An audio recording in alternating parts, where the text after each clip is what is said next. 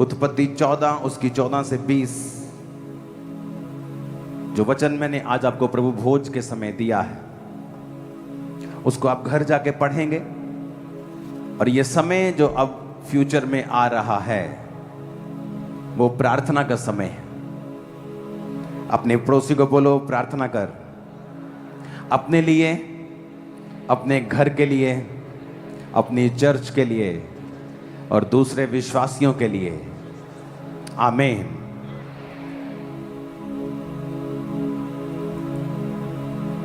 यीशु मसीह ने एक बात बोली है। उसने कहा तुम नहीं जानते प्रार्थना किस रीति से करनी चाहिए, लेकिन तुम्हारे पिता का आत्मा तुम्हारे अंदर से प्रार्थना करता है। यानी जब हम अपने आप को प्रार्थना में बिठाते हैं तो हमारी प्रेयर रिक्वेस्ट कितनी देर की होती है? आपको कोई हीलिंग चाहिए, कोई प्रार्थना आपकी है, आप 10 मिनट में 15 मिनट में परमेश्वर को बोल दोगे।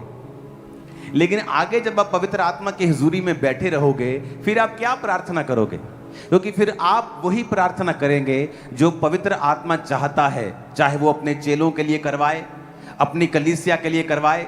और जब आप गैर भाषाओं में प्रार्थना करते हैं तब परमेश्वर आपके शरीर को एक किराए के घर को यूज कर रहा होता है।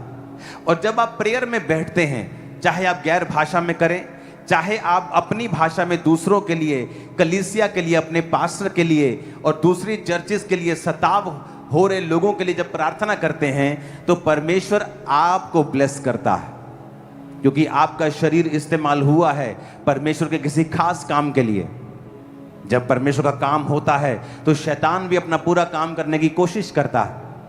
जब रोम के साम्राज्य में परमेश्वर का काम हो रहा था और जब प्रभु यीशु मसीह अपने समाचार को दे रहे थे तो उनको लगा कि ये व्यक्ति बड़ा उलट फुलट कर रहा है, इसको मारने का प्लान बनाते हैं तभी ये काम खत्म होगा। तो वचन कहता है उन्होंने उसे पकड़ा और उसे मार दिया। उन्हें लगा अब कोई यीशु मसीह की बारे में बात नहीं करेगा।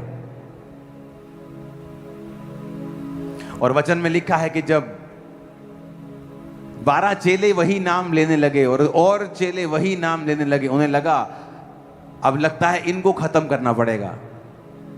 याकूब को मरवा दिया, कलीसियाएं तितर बितर हुई, उन्हें लगा अब ये काम खत्म हो गया। लेकिन वचन कहता है वहां से कलीसियाएं निकलकर आगे तुर्की की तरफ, जो कि एक समय क्रिश्चियनिटी का सेंटर बन गया था, तुर्की, उसका इस्तांबुल जो आज टूरिज्म का हब है दुनिया का, मेडिकल का हब है दुनिया का, वो क्रिश्चियनिटी का गढ़ बन गया। क्योंकि वहां पर इफिसुस की कलीसिया, जितनी प्रकाशित वाक्य की कलीसिया, पौलुस वहां कलीसिया स्थापित करता है, यूहन्ना प्रकाशित वाक्य वाला वहां पे कलीसिया स्थापित करता है। और वो लोग आगे चलते चलते चलते इटली से लेके पूरे नीचे ईरान, इराक, सीरिया से लेके ऊपर पूरे यूरोप से लेके जहां जहां भी लोग रहते थे। और थोमा भारत में, केरला में आता है और परमेश्वर का सुसमाचार सुनाता है। रोमियो को लगा कि अब इनको मार देंगे और सुसमाचार का काम खत्म कर देंगे, और उन्होंने परमेश्वर के लोगों के ऊपर मृत्यु दंड देने शुरू किए। और एक समय आया जब रोम परमेश्वर की क्रिश्चियनिटी का सेंटर बन गया। और रोम में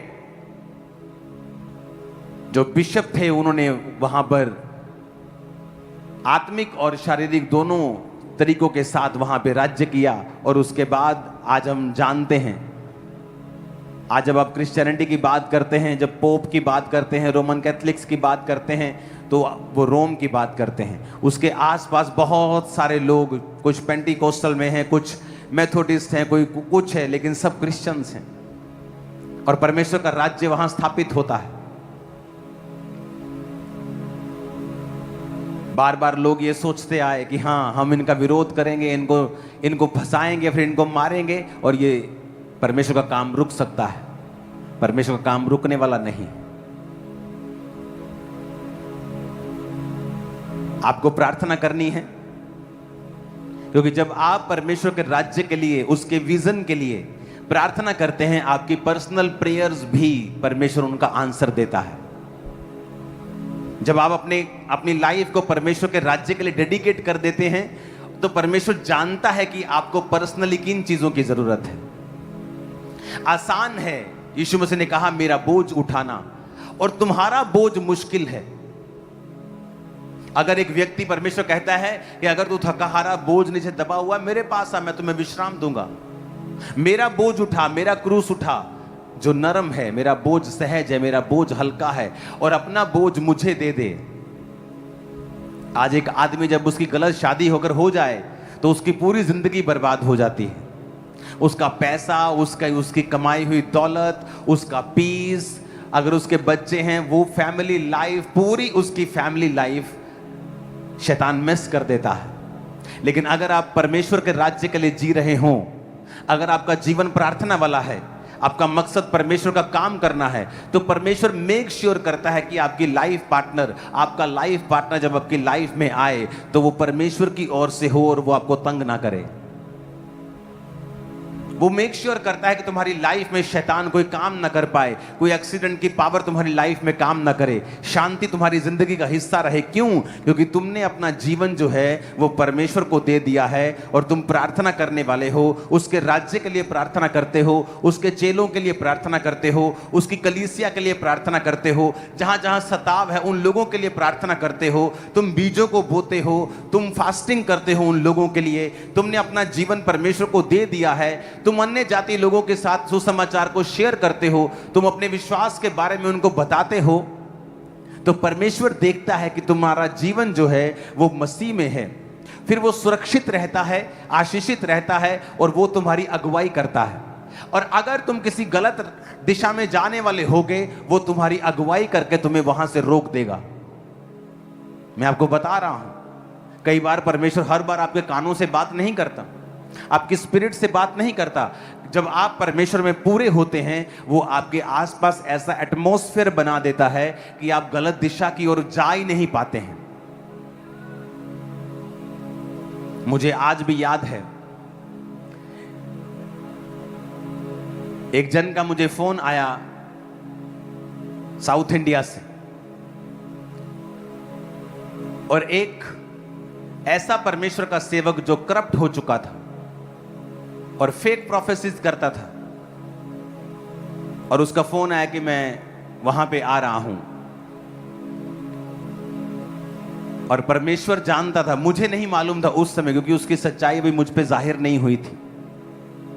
मुझे मालूम नहीं था कि वो फेक है या नहीं। मैं उसको एक अच्छा मैन ऑफ गॉड समझता था, जेन्युइन समझता था। और एक दिन सुबह हम उठते हैं, जब हम जाने वाले थे एक दिन के बाद, और मैं और मेरी वाइफ हम दोनों उठे, और हम दोनों को 101, 102, 103 बुखार था।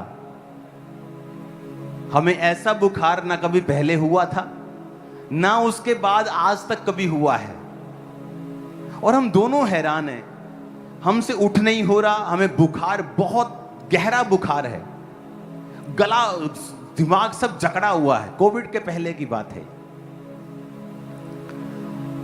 तो हम बड़े हैरान है कि चलो एक जन को होता है थोड़ा सा, फिर उसका बढ़ जाता है, फिर अगले को होता है, ऐसे ऐसे फैलती है नई चीजें। एकदम से रात को हम बिल्कुल ठीक हैं, कल सुबह बिल्कुल ठीक थे, एकदम से सुबह उठे और हमारा गला, हमारा सब कुछ अंदर से जकड़ा हुआ, बुखार 103 है, उठ नहीं हो रहा, बिल्कुल हिम्मत नहीं है कि बेड से उठ जाएं। हमने कहा ये क्या हो गया, चलो देखते हैं। अगले दिन पैरासीटामोल खा के देखते हैं, वो ठीक नहीं हो रहा है। जब तक वो फेक आदमी इंडिया छोड़ के नहीं गया, हमारा बुखार खत्म नहीं हुआ। जैसे वो इंडिया से गया, हम बिल्कुल ठीक थे, बिना दवाई के। सुनो मेरी बात, परमेश्वर ने बाद में, सालों बाद हम पर जाहिर किया कि अगर मैं तुम्हें वहां जाने देता तो तुम भी सालों तक एसोसिएट गिने जाते उसके साथ, उस फेक आदमी के साथ। तो मैंने तुझे रोका। जब आप परमेश्वर के लिए जीते हैं ना, चाहे आपको परमेश्वर बोल के ना बोले, लेकिन वो मेक श्योर करेगा एटमॉस्फेयर, आपकी लाइफ का सारा माहौल उसके हाथ में रहेगा, सब कुछ उसकी ओर से होगा। आप पूरी तरह से अपने आपके स्टेप्स, आपके कदम भी ठहराए हुए होंगे। मिस कर सकते हैं आप इस लाइफ को अगर आपकी लाइफ में पाप है तो। अगर आपकी लाइफ में बड़ा पाप छोड़ो, अगर आपकी लाइफ में थोड़ी सी भी डिस्ट्रैक्शन है तो, किसी के साथ डिस्ट्रैक्ट हो गए हैं आप, किसी व्यभिचार में, किसी लालच में, किसी चोरी में, परमेश्वर आपको धीरे से छोड़ देगा और आपकी अगुवाई करनी बंद कर देगा। फिर लोग बोलेंगे मेरे पार्टनर ने मेरे साथ धोखा कर दिया, मेरे बिजनेस पार्टनर ने मेरे साथ ये कर। क्यों? क्योंकि आपकी आईज जो हैं वो बंद हैं। बंद इसलिए हैं क्योंकि परमेश्वर ने आपकी उस डिस्ट्रैक्शन के कारण आपसे थोड़ी सी दूरी बना ली है। उसने पूरी तरह आपको छोड़ा नहीं है, क्योंकि आपने अभी पूरी तरह पाप में अपने कदम नहीं रखे हैं। जिस दिन आप पूरी तरह से पाप में घुस जाएंगे, फिर वो आपसे पीछे हट जाएगा। आप अपनी तरफ से चलेंगे, अपनी तरफ से सेवा करेंगे, अपनी तरफ से सब कुछ करेंगे, लेकिन परमेश्वर आपके संग नहीं है और वो लॉन्ग टाइम नहीं होगा।